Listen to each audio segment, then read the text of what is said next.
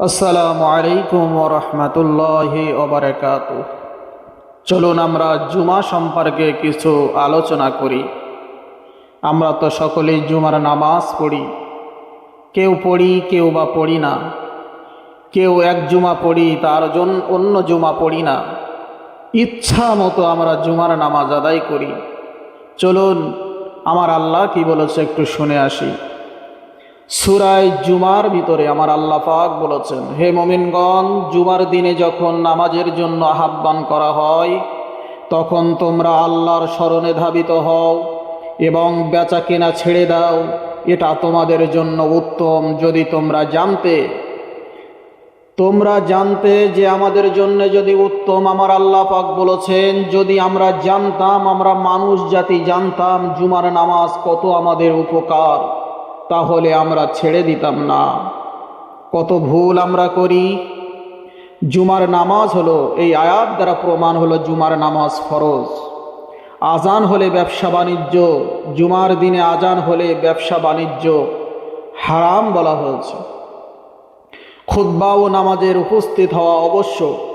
খুতবা শোনার জন্যে মসজিদে ধাবিত হওয়া আমাদের সকলের জন্যে আবশ্যক। রাসূলুল্লাহ সাল্লাল্লাহু আলাইহি ওয়াসাল্লাম বলেন, যে কোনো ওজর ছাড়া 3টি জুমা পরিত্যাগ করে, কোনো ওজর ছাড়া যদি 3টে জুমা পরিত্যাগ করে, আল্লাহ তার হৃদয়ে মোহর এঁটে দেন।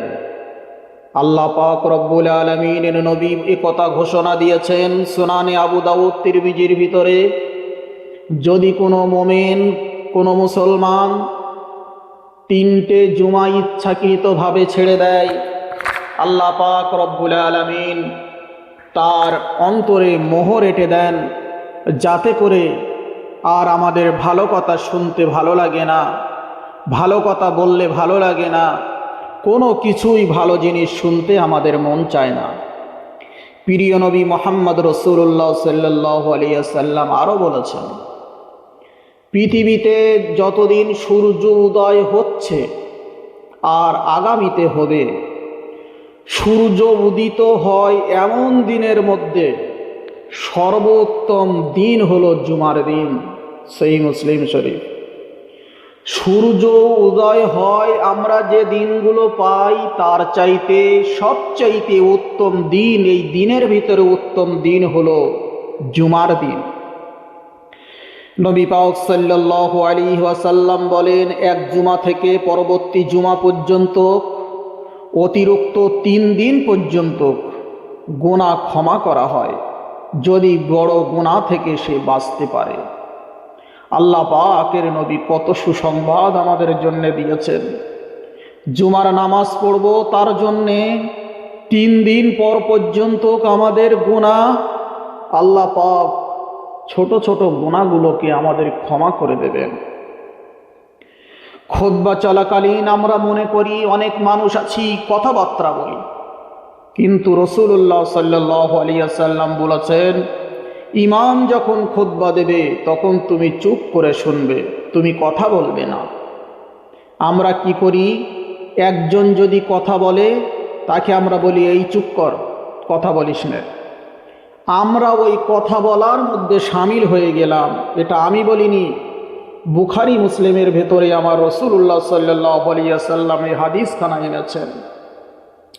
এই হাদিসখানার ভিতরে পাওয়া যায়, ইমাম যখন খুতবা দেন, যখন তুমি যদি তোমার সাথীকে বলো যে চুপ কর, তবু তুমি অনর্থক কথা বললে, তাহলে বোঝা গেল আমরা যদি কাউকে চুপ করতে বলি তাহলে আমাকেও কথা বলার ভিতরে শামিল হয়ে গেলাম, কথাই বলা যাবে না।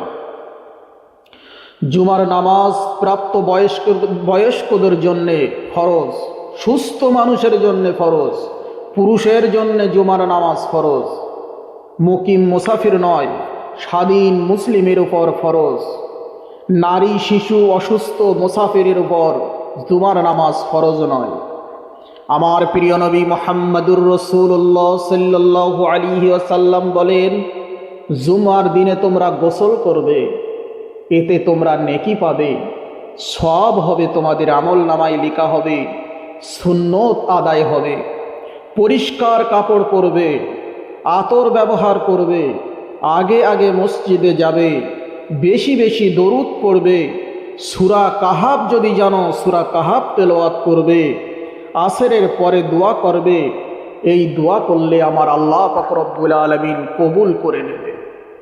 শুধু তাই না, প্রিয় নবী মুহাম্মদ রাসূলুল্লাহ সাল্লাল্লাহু আলাইহি ওয়াসাল্লামের হাদিস দেখলে আমরা বুঝতে পারি, আমরা জুমার নামাজের দিন যদি একটু সহি সালামতে জুমার দিনে যাই বা যাওয়া আমাদের কর্তব্য, কিন্তু আমরা দেখতে পাই দুনিয়াবি অনেক মানুষ বা আমরাও এমন কাজে জড়িত যে মসজিদে এমন টাইমে যাই যেন মনে হয় যে কি একটা সর্বনাশে ব্যাপার হয়ে যাচ্ছে মসজিদের ভিতরে। তাড়াহুড়ো করে জুতো কার জুতো কোথায় রাখে কোনো ঠিক থাকে না, এই করে আমরা মসজিদের ভিতরে যাই। আর যেয়ে দেখি যদি 10 মিনিট ইমাম সাহেব বেশি লেকচার দিয়ে ফেলেছে, তাহলে মনে হয় যে ঘড়িটাই নাই সিবগে খাই না, ইমাম সাহেবের এই আগামী শুক্রবার থেকে আর ইমাম সাহেবের রাখা হবে না, এমন সিদ্ধান্ত আমরা নিয়ে ফেলি। ইমামের উপরে এত বেশি আমাদের রাগ হয়। যাই বা হোক, ইমাম সাহেব যখন টাইম মতো আবার নামাজ আদায় করলো, 2 রাকাত ফরজ নামাজ, জুমার ফরজ নামাজ যেই না আদায় হলো, আমরা মসজিদের দিকে দরজার দিকে খেয়াল করলে দেখতে পাই জেলখানা থেকে আসামি ছাড়লে অত দ্রুত বার হয় না যত দ্রুত বার হয় মসজিদ থেকে।